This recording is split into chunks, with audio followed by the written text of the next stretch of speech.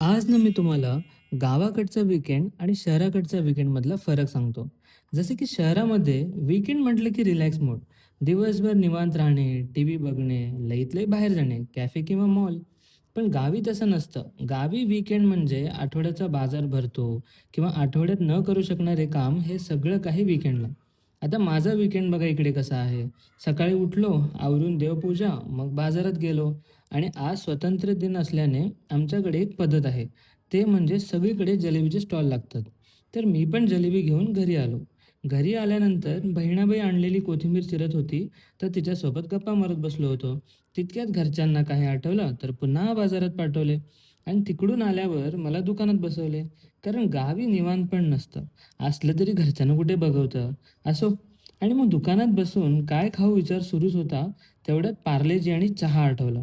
चला मग मला याचा आनंद घेऊ द्या आणि आपण भेटू पुन्हा नवीन ब्लॉगमध्ये. Bye bye.